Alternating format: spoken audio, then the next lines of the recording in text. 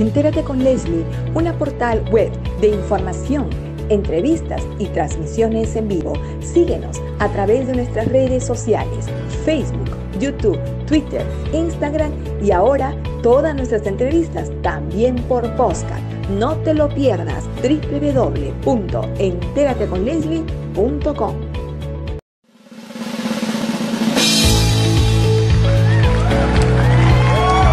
El programa que remece las redes sociales. Presentamos a nuestra conductora. Bienvenida, Leslie.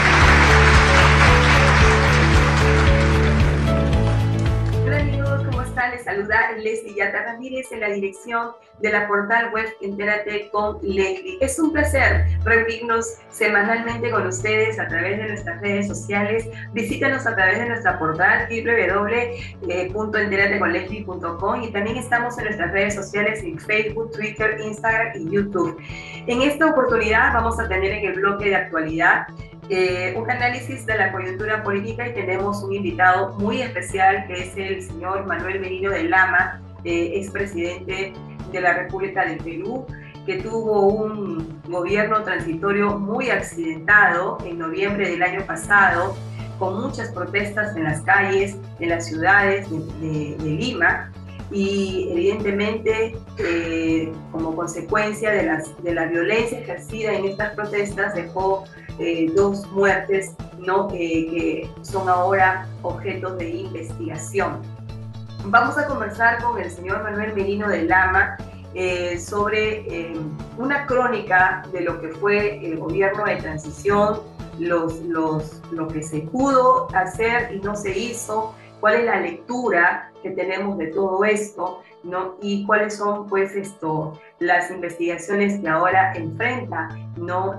Altos funcionarios de su gobierno con relación a estas muertes suscitadas como consecuencia de las protestas y también un centenar de heridos que hubo como consecuencia de la misma. También hacer hincapié que el señor Manuel Merino de Lama ha presentado un libro recientemente titulado El verdadero golpe de Estado. Vamos a conversar con él respecto a qué significa el verdadero golpe de Estado. Hacemos una breve pausa comercial y regresamos con la entrevista al señor Manuel Merino de Lama. No te muevas de la sintonía de Entérate con Leslie. Regresamos en breve.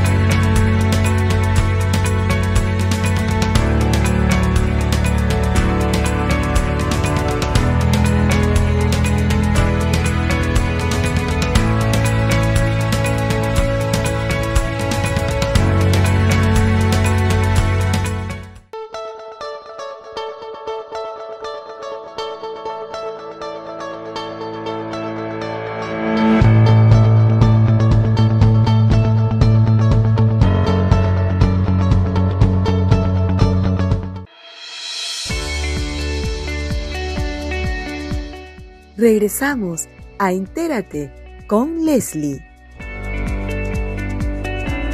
Amigos, retornamos al bloque de actualidad y tenemos en el programa Entérate con Leslie al señor Manuel Merino de Lama, expresidente de la República del Perú, un presidente que duró muy corto tiempo en el gobierno, aproximadamente 5 a 6 días, asume el mandato constitucional a través de una sucesión presidencial y en un contexto muy accidentado, con protestas en las calles, y vamos a ver con él prácticamente analizar, hacer una crónica de cómo fue todo este desenlace. Muy buenos días, señor Manuel Merino de Lama, muchísimas gracias por aceptar nuestra invitación. Buenos días, en primer lugar, agradecer la oportunidad de estar en tu programa, un saludo cariñoso y fraterno a todo el público que seguramente se conecta a ver tu programa. Y de la misma forma agradecerte de una manera personal a ti por darme esa oportunidad de estar aquí en esta entrevista contigo. Gracias, señor Manuel Merino de Lama. Y Ha pasado ya prácticamente, vamos a estar dentro del año de su gestión, ya con la cabeza más fría, ¿no? Con otras circunstancias, otras coyunturas, y le pregunto, ¿cómo se siente usted ahora, ¿no? Hacemos una regresión al pasado, a noviembre del año pasado, y cómo mira usted, ¿no?, este contexto. Bueno, mira, Leslie, en realidad creo yo, en la parte personal y familiar, así mismo también conjuntamente con las personas que me acompañaron en ese periodo corto, quizás un poco más tranquilos, porque el tema se ha revertido, la gente como que está viendo, especialmente los jóvenes, como que se siente que en algún momento fueron manipulados, que su propia expresión de salir a las calles, que era posiblemente razonable, la utilizaron terceras personas para beneficio personal de esas personas o de esos grupos políticos o de esas instituciones, pero también a la vez apenado, porque producto de los hechos que sucedieron el año pasado, en el mes de noviembre, es lo que estamos viviendo el día de hoy.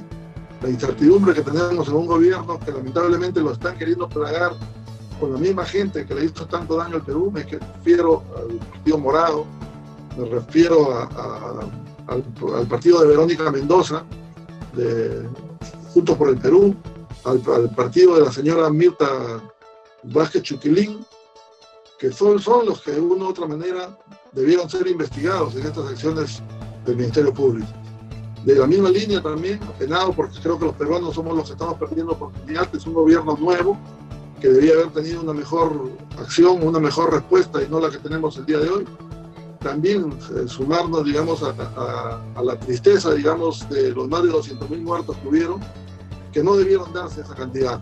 Pudieron haber habido fallecidos, pero estoy seguro que si se hubiese tenido una buena conducta en el manejo de la pandemia, quizás el 50% menos hubiese fallecido. Pero son los hechos que ocurrieron, y hoy creo que lo que tenemos es que levantar, digamos, la frente, seguir liderando lo que conocemos perfectamente, haciendo de conocimiento público a la población, no permitir que se use como brazo político al Ministerio Público, ni algunas instituciones que han sido copadas por estos grupos que lamentablemente lo que han hecho es beneficiarse ellos y no todos los peruanos, y generarle esa confianza que creo que tiene que hacerle el presidente de la República, pero con el apoyo de todos los que queremos un Perú diferente. Señor Manuel Merino, estoy ubicándome en estos momentos en noviembre del 2020. Vamos a hacer una reflexión de lo que pasó en nuestro país para luego aterrizar en una autocrítica más profunda de parte suya y también de las lecciones que tenemos que aprender, ¿no?, como ciudadanos y ciudadanas de este país. Por ejemplo, se dijo en un primer momento que esto era un golpe de Estado. En realidad, la Constitución, usted se utilizó el procedimiento señalado en la Constitución. Se dijo también que podía haberse generado un exceso o abuso de atribuciones de parte del legislativo, ¿no? Entonces, esta discusión jurídica, si fue o no un golpe de Estado, partió a la academia también. O sea, partieron a los juristas, a los especialistas en el derecho constitucional, unos, y se armaron dos frentes, ¿no? Los que estaban a favor de la lectura de que era un golpe de Estado y los que estaban en contra de que esto era una sucesión presidencial. ¿Qué opinión le merece? Usted ha vivido, usted fue el protagonista de esta sucesión presidencial. ¿Qué cosa tenemos que mejorar en nuestra legislación y cuál es la lectura que usted da a todo este contexto? Bueno, efectivamente yo comparto lo que tú acabas de mencionar. Posiblemente podríamos decir que el Perú se partió en dos partes. No podríamos decir los buenos y los malos, sino creo que tenemos que ir en la línea de lo que realmente es la verdad. Y creo yo que cuando tú tienes la verdad en tus manos, esa en algún momento sale a la luz y esa te reivindica, digamos, frente a la manera perversa en que algunos quieren manejar, digamos, las verdades en mentiras y las mentiras en verdades. Y en este caso particular, los acontecimientos de los hechos del mes de noviembre, cuando nos tocó asumir, creo que esa división del partido era de aquellos ciudadanos responsables que sabían perfectamente lo que es la constitución política, que sabían lo que es el reglamento del Congreso y sabían las condiciones en que el Congreso de la República había vacado a un presidente de la República que sus propios socios lo habían puesto al descubierto. Y digo sus propios socios porque recordemos que la vacancia presidencial tuvo dos espacios, para mí particularmente. El primero fue la primera vacancia, que no procedió, la primera vacancia que tenía elementos suficientes para poderlo vacar, porque era un acto de corrupción, era un acto inmoral de que el presidente de la República se ponga con funcionarios de tercer, de cuarto nivel y de quinto nivel a tramar, engañar al Ministerio Público. Creo yo que eso no iba a prosperar de ninguna forma, y así se puso al descubierto, no prosperaba porque ya tenía manejado el Ministerio Público el señor presidente. Y la segunda vacancia, que a partir de la primera a la segunda vacancia, se empezó una pelea, digamos, de desprestigio contra el Parlamento Nacional.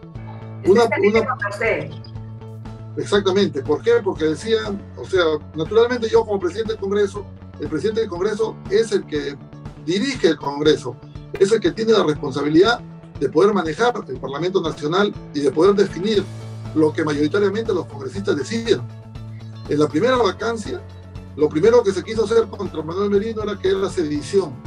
Recordemos que salieron las Fuerzas Armadas acompañando a la presidenta al presidente del Consejo de Ministros, acompañando a la ministra de Justicia y acompañando al ministro de Defensa, diciendo de que era sedición haber llamado por teléfono, a pesar de que yo no hice la llamada, pero sin embargo yo lo acepté, porque sí tuve comunicación. La forma no fue la correcta con la que ellos direccionaron, pero ese fue su principio elemental para manejar. O sea, mi explicación no fue la adecuada. Cuando yo me reúno con mi bancada y me reúno con el partido, con Acción Popular, ellos me pedían que salga a aclarar la forma como yo me había comunicado con el comandante general de la Marina. Porque la forma fue directamente propiciada por ellos, no por mí. Pero a eso se montó ministros que estaban en la cartera del señor Vizcarra. Señor Manuel Merino, a ver, aquí viene digamos, quiero profundizar esto para que quede bien claro, porque tiene que ver mucho con el título de su libro, ¿no? Porque justamente estamos hablando del golpe de Estado, del supuesto golpe de Estado, y el título de su libro es El verdadero golpe de Estado, ¿no? Entonces, a ver, acá, por ejemplo, usted reconoce que que fue un error político esta comunicación con la Marina de Guerra, y evidentemente eso fue utilizado como un argumento para que más adelante se pueda decir que usted estaba planificando una sedición, ¿no? Ahora, usted era uno de los protagonistas que tenía muchas confrontaciones políticas con el ex mandatario Vizcarra, el señor Vizcarra, Martín Vizcarra. Entonces, este contexto de confrontaciones políticas que ya había entre ustedes, entre poderes del Estado, llega el momento de la vacancia. Lo vacan al señor Vizcarra con una amplia mayoría, 105 votos a favor de la vacancia, ¿no? Entonces, llega el momento de la sucesión presidencial. Ahí quiero detenerme. Usted podía haber convocado, ¿no?, al Pleno para escoger a una persona de consenso, como se hizo con el señor Sagasti, o usted era la persona que tenía que sucederlo en el mandato. Bueno, primero, efectivamente, los acontecimientos que se dieron el 9 de noviembre, que fue luego de desarrollar todo un proceso, digamos, legal, como correspondía, con los espacios de tiempo para que no se diga lo que sucedió en la primera vacancia, que era una vacancia express, y creo yo que a partir de ese momento, que para todos fue una sorpresa, porque particularmente yo pensaba de que los votos no lo habían, que era darle una lección al señor Vizcarra, por lo menos sacar 80 votos, para darle una lección y que entienda que él tenía que cambiar su comportamiento, que las denuncias que había eran gravísimas, y que lógicamente nosotros teníamos que deslindar cualquier tipo, digamos, de negociación, cualquier tipo de apañamiento, un tema de corrupción, y que paguen su respuesta, en este caso su socio de él, el Partido Morado, Frente Amplio, y de repente el Fujimorismo, que en el momento represó, digamos, apoyando el mandato del señor Vizcarra. Esa fue la figura en realidad, pero el resultado fue lamentablemente con 105 votos, y a partir de ese momento sería una irresponsabilidad de mi parte, en un tema estrictamente constitucional, de yo pedir que en ese momento se elija un nuevo candidato a la presidencia del Congreso para que asuma la presidencia constitucional de la República. Eso lo conversamos en la mesa directiva, lo planteamos en algún momento, porque yo sí hice un planteamiento de poder escoger, e inmediatamente se vinieron encima todos de que yo no podía rehuir a mi responsabilidad. Entonces era un tema de responsabilidad y de acuerdo a la constitución política. Yo no podía generar un sigma de desestabilización más del que tenía. O sea, yo siendo presidente del Congreso, que en ese momento yo diga, yo no asumo la presidencia, cojan a otro candidato a presidente, estaba fuera totalmente de la responsabilidad institucional y en este caso presidencial. Hablo del presidente del Congreso de la República, porque el mandato constitucional es eso. Lamentablemente la señora segunda vicepresidenta había renunciado y quizás sí ese tema no debíamos haberlo aceptado. Quizás ese tema debíamos haberlo sucedido, sea la segunda vicepresidenta la que hubiese reemplazado al señor Martín Vizcarra y no el presidente del Congreso. Ese hecho quizás sí sería, digamos, de darle mérito a darle vuelta. ¿En qué momento nosotros tomamos la decisión de aceptar la renuncia que había presentado la señora Arauz? Pero eso se dio con mucha anticipación, sin pensar. ¿Qué le dijo su partido? ¿No? Porque yo recuerdo también que lo dejaron solo. Cuando usted asume la presidencia, ¿no?, de la República, se concreta el acto, su partido fue el que no estuvo de acuerdo, también se sumó a la protesta, ¿no?, a decir que usted tenía que renunciar. Prácticamente, o sea, partidariamente, Acción Popular lo dejó usted solo. ¿Qué le dijo usted en ese momento? Bueno, yo creo que Acción Popular no me dejó solo, porque hubieron casi la mayoría de los líderes de Acción Popular, que son del comité político, que respaldaron, en este caso, mi responsabilidad como presidente constitucional en la asunción del mando. Lo que sí sucedió, y creo que es bueno decirlo, que el presidente del partido, donde 48 horas antes de la vacancia, el señor Vizcarra estuvo visitándolo. Me refiero al señor Mesías Guevara. Eso es bueno recordar, que el señor Vizcarra, 48 horas antes de ir al Palacio Legislativo para el proceso de vacancia, estuvo en Cajamarca hablando con el presidente regional o gobernador regional de Cajamarca. Y todas las declaraciones del gobernador regional fueron opositoras a la decisión de la vacancia, del proceso de vacancia, solo del proceso de vacancia. Era un gobierno regional que no tenía capacidad de gasto, pero sin embargo seguía recibiendo recursos económicos. Eso quizás fue la prebenda de él, no lo sé, él tendría que responderlo, porque la posición de él fue una posición personal, no partidaria. Es cierto que el partido sí me pidió a mí, y eso sí debo reconocerlo, de que el gabinete no esté conformado por ningún miembro de Acción Popular. ¿Por qué motivo y por qué razón? Porque el primer planteamiento que hizo el partido es que Acción Popular se retire de la candidatura presidencial en el ámbito de haber asumido yo la presidencia constitucional por mandato de la Constitución, por asunción, digamos, como presidente del Congreso a la presidencia de la República. Estando ya... Y el partido ya tenía candidatos. Señor Mauricio, estando ya en funciones. Recordemos que ahí estaban... Estando ya en funciones, ¿no? Estando ya como presidente, ¿no?, de la República, usted conforma el gabinete, y una de las lecturas que se tuvo de manera muy colectiva, y me incluyo, ¿no?, y por eso es la razón de esa entrevista, es que se sentía un gabinete muy frío, se sentía un gabinete de espaldas, ¿no?, a lo que pasaba en las calles.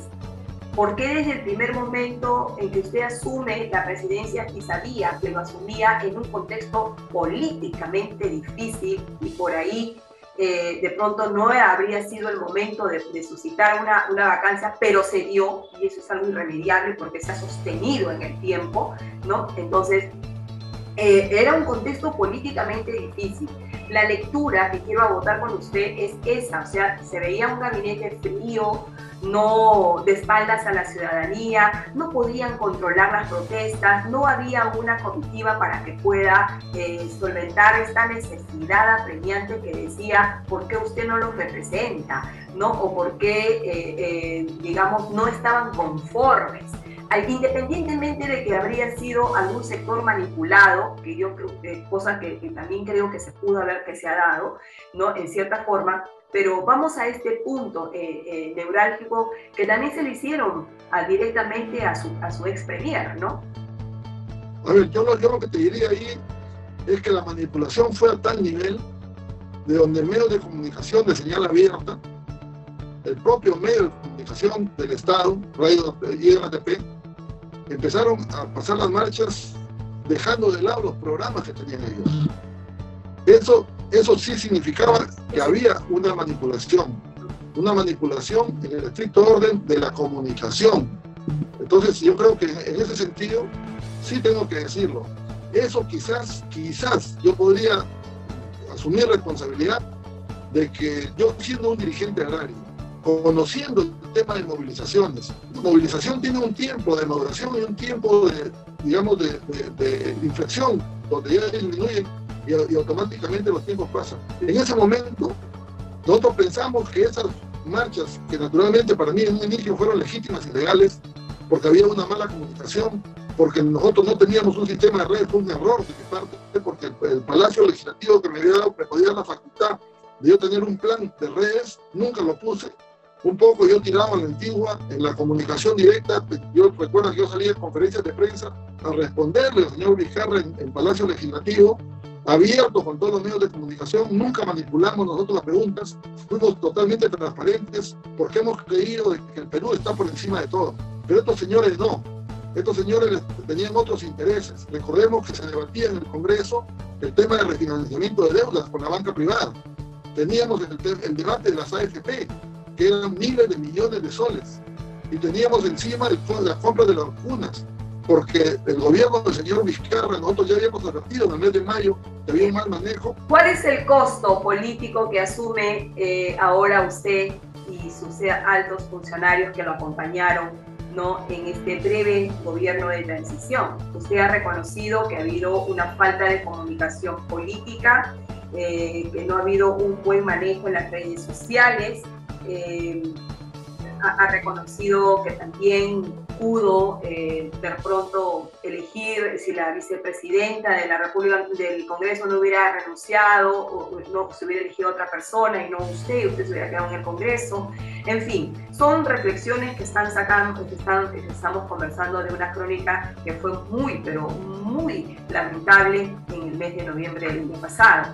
Ahora, ¿cuál es el costo político que se está asumiendo actualmente, que está asumiendo usted actualmente, ¿no?, como consecuencia de su renuncia al mandato? Bueno, primero que en otros tiempos todo cambia de nada. Lo vimos por el Perú. Y el costo político que estamos el día de hoy asumiendo son las denuncias constitucionales que ha hecho la señora fiscal de la Nación de una manera desproporcionada, porque ella, después de 11 meses de investigación, donde primero ella decía que Manuel Merino ordenó que vayan a matar a los jóvenes, ordenó la represión contra los jóvenes, después de una investigación de 11 meses donde no encontró absolutamente nada, ella ahora me denuncia por omisión. O sea, yo no tuve la capacidad de tener una bolita mágica, de hacer como Vizcarra, contratar a Jaime, para poder ver que en esa asunción del mando iban a haber 2 muertos, iban a haber heridos, que hay más de 80 policías heridos. Entonces, en consecuencia, el costo político son esas denuncias constitucionales, me parece a mí, de manera irresponsable por parte de la fiscal de la Nación, y la que acaba de hacer la señora Social Paredes, como congresista del Partido Morado. Y en ese mismo marco creo que es bueno hacer reconocimiento, que creo que la población debe conocer, de que nuestra responsabilidad, tanto mis ministros como la responsabilidad de mi presidente del Consejo de Ministros, siempre fue pensando en una mejor condición para todos los peruanos, en enfrentar la pandemia de manera objetiva, en salir de la crisis económica. Lamentablemente los hechos que sucedieron dieron como consecuencia que se acobardaron algunos ministros, porque algunos ministros renunciaron telefónicamente. Quizás la clase política no estuvo preparada en ese momento. El Congreso mismo me empezó a pedir la renuncia, y mi ministro me decía: los que te han puesto piden que renuncies. Entonces ellos también tenían en parte razón de esas renuncias que se hicieron de manera telefónica. Y en una crisis de esa naturaleza, la decisión más inmediata, creo yo, y con eso era una muestra de que no había un tema de obsesión de tener el poder, fue mi renuncia. Señor Merino, ¿cuál es el verdadero golpe del que usted nos habla en el libro que ha presentado? El verdadero golpe es la conspiración que hubo contra un gobierno constitucional, la sedición que ha habido contra un gobierno constitucional y la mala investigación que ha hecho el Ministerio Público, que debe hacerlo, porque aquí se tiene que saber la verdad. el pueblo peruano no puede estar ocultando una verdad y los medios no se pueden prestar a que se oculte esa verdad. Yo felicito y agradezco. En el caso de tus medios, Leslie, que me da la oportunidad de salir, y así como me están dando varios medios de comunicación, porque la verdad es lo más importante. Cuando tú estás con la verdad en las manos, todo sale a la luz. Y desde que ocurrieron los hechos del mes de noviembre, creo que el único perdedor ha sido el Perú. ¿Por qué? Porque las consecuencias que vivimos el día de hoy es consecuencia de lo que pasó en noviembre. Las 200.000 muertes es consecuencia de un mal manejo de la pandemia. Que lamentablemente en ese momento la vacancia presidencial no fue por el tema de la pandemia, pero ya la comisión que teníamos instalada en el Congreso había descubierto que habían cifras falsas. Que mientras Vizcarra nos decía que estábamos en 5.000 muertos, ya estábamos pasando los 10.000 muertos. Cuando Vizcarra sale, decía que había 37.000, estábamos en cerca de 100.000 muertos.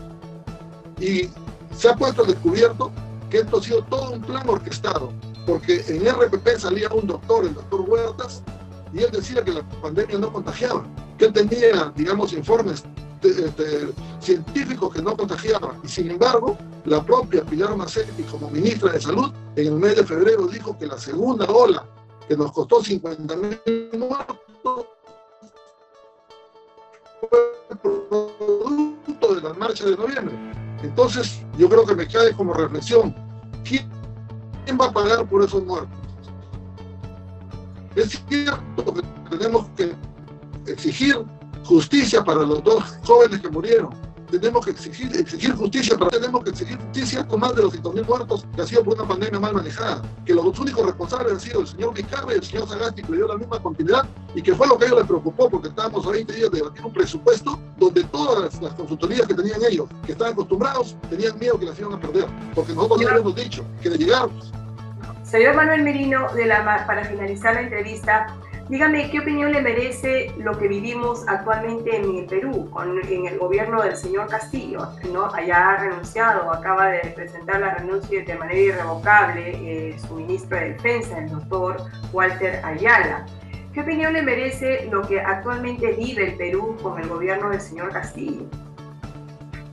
Yo creo que la consecuencia de los nombramientos que han habido el día de hoy es justamente la verificación de la conspiración que hubo contra el gobierno de Manuel Merino. No es casual que el señor Ayala haya sido ministro de Defensa. Recordemos que él se opuso a que se elijan los miembros del Colegio de Abogados. Recordemos que el señor Ayala se opuso a que podamos elegir a los miembros del Tribunal Constitucional. Y la señora Mirta Vázquez Chuquilí era la que presidía el Congreso y demoró 4 meses para poner en debate la elección de los nuevos miembros del Tribunal Constitucional, esperando que el recurso de casación puesto por el señor Ayala prospere y que prácticamente nos ponga sobre la pared el temor de algunos malos parlamentarios que no saben cuáles son sus principios fundamentales y que no pueden ser investigados, que el Poder Judicial no puede someter investigación a los congresistas en su función como parlamentarios, que fueron los que se acobardaron y no quisieron votar, y no llegamos a los votos para cambiar a los miembros del Tribunal Constitucional que tienen más de 5 años, más de 2 años de mandato vencido, y que se van por 5 años más con mandato vencido. En esa secuencia... ¿Usted cree, señor Manuel Merino, que nosotros estamos en un gobierno comunista? Lo que pasa es que la cabeza del presidente de la República está siendo dividida entre todos esos actores que acabo de mencionar, entre Verónica Mendoza, Juntos por el Perú, entre el Partido Morado y el partido de la señora Vázquez Chuquilín. Ellos se han peleado con el señor Cerrón, que es el allegado directo del señor Castillo, que lamentablemente nos está conduciendo al comunismo y a la izquierda radical, que son los que nos están llevando a consecuencias nefastas que van a ser para todos los peruanos, y que si el señor Castillo no se da cuenta, porque han empezado a copar los espacios del Partido Morado, a pesar que los puestos, digamos, de segundo, tercer y cuarto nivel ya tienen gente del Partido Morado, tienen gente de Verónica Mendoza, tienen gente de la señora Vázquez Chuquilín, que contrató cerca de 100 personas en el Congreso, que fueron los que acompañaron a las marchas y como premio fueron al Congreso y luego fueron los que le hicieron la campaña a Castillo en la segunda vuelta. Lo que se está devolviendo es el favor de lo que ella hizo. Es una repartija que no nos estamos dando cuenta y el único perdedor somos todos los peruanos. En el gobierno de Sagasti, acá finalizamos la entrevista, en el gobierno de Sagasti también se dio por un mandato de sucesión presidencial, con la diferencia de que el Pleno lo eligió a él por consenso, en cambio usted fue una sucesión de inmediata. Pero igual se mantuvo el procedimiento de sucesión presidencial y la vacancia fue respetada, porque también se quería restituir al señor Vizcarra, ¿no?, a Palacio de Gobierno. Sin embargo, la ciudadanía también salió a protestar diciendo de que en el sentido de que Vizcarra no regresaría al poder. La vacancia se dio y se olió y sacramentó cuando se conocieron los casos de la vacuna Gate, ¿no? Ahora, el tema es en el señor Sagasti. También hubo protestas en el sur, en el norte, y hubo también muchos más muertos, incluso utilización de mano armada, ¿no? Y salió todo, unas fotografías en redes sociales, eso fue en Virú, me parece, recuerdo. Y sobre estos temas también se tienen que investigar. ¿Usted sabe qué opinión le merece respecto de esto que se ha dado en el gobierno de Sagasti? Que también hubo protestas y también dejó muertos. Bueno, yo diría dos cosas diferentes. La asunción del mando de Manuel Merino fue legal, legítima y constitucional. La asunción del mando del señor Sagasti fue un golpe de Estado. Fue una conspiración. ¿Y por qué le digo que fue una conspiración? Porque el señor Sagasti se gana la banda presidencial marchando en las calles con su grupo político, dando un golpe de Estado, y naturalmente en ese golpe de Estado originó que se elija solamente entre 19 congresistas, porque ese golpe de Estado puso sobre la pared del Congreso que le faltó clase política al Congreso, y lamentablemente aceptaron que la elección de la nueva mesa directiva sea solamente entre aquellos que no votaron por la vacancia del señor Vizcarra. Entonces su asunción al mando es más ilegítima que la asunción de Manuel Merino, porque yo sí me elegí entre los 130. Yo entré a una competencia y yo fui electo entre 130. Y él, como decimos en la vida, siempre los resultados son los que valen. Él tuvo que devolver la banda presidencial en la calle, porque se la ganó en la calle. Para mí es ilegal su mandato de señor Sagasti. Algo insólito, irregular, que lo entreguen en la puerta del Congreso, ¿no? Cuando eso no se estila, ¿no? Recordemos a Valentín Paniagua, ¿no? Exactamente. Eso no... La diferencia es que Valentín Paniagua, el Congreso aprobó una norma para que él pueda culminar del 26 hasta el 28 y pueda entregar la banda presidencial. Al señor Sagasti le correspondía entregar la banda el día 26. Él usurpó funciones el día 27 yendo a la misa Te Deum con la banda presidencial. Él ya no era presidente. En este caso, él debió haber habido y entregado la banda presidencial al Congreso de la República, a la presidencia del Congreso, o al oficial mayor. Claro que sí. Hecho que no lo hizo. Sí, fue muy criticado este hecho, fue muy criticado. Y sobre los saldos que deja el gobierno de Sagasti, que también hubo protestas, en el suyo hubo un saldo lamentable de 2 jóvenes que fallecieron, y eso está siendo objeto de investigación. Y en el gobierno de Sagasti han habido muchos más muertos como consecuencia de protestas.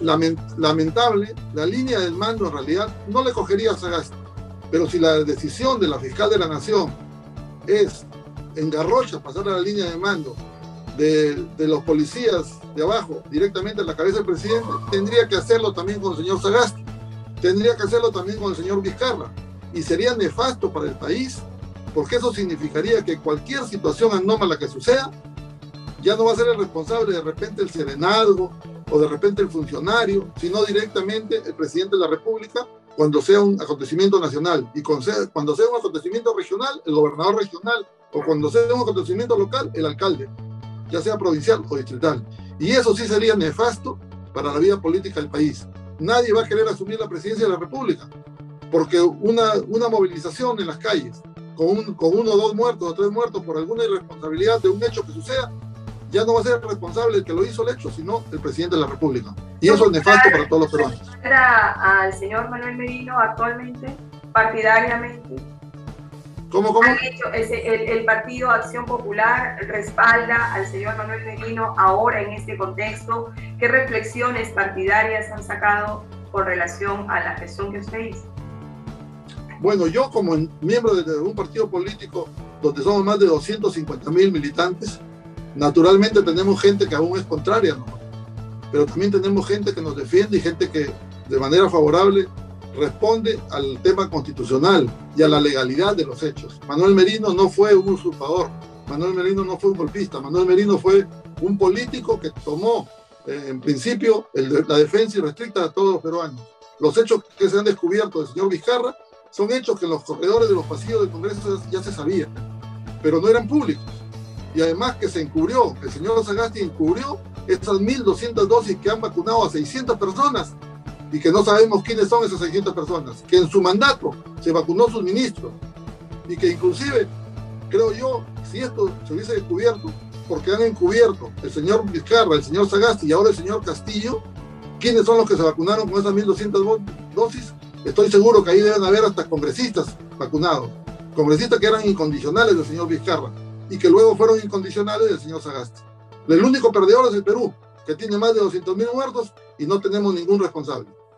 Muchísimas gracias, señor Manuel Merino de Lama, por habernos conseguido esta entrevista en la plataforma de Entérate con Leslie.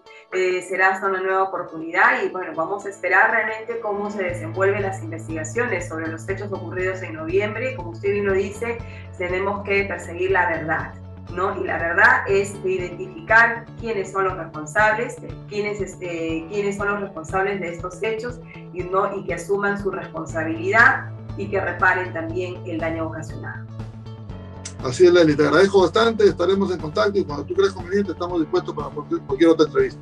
Que Dios te bendiga. Gracias, señor Manuel Merino.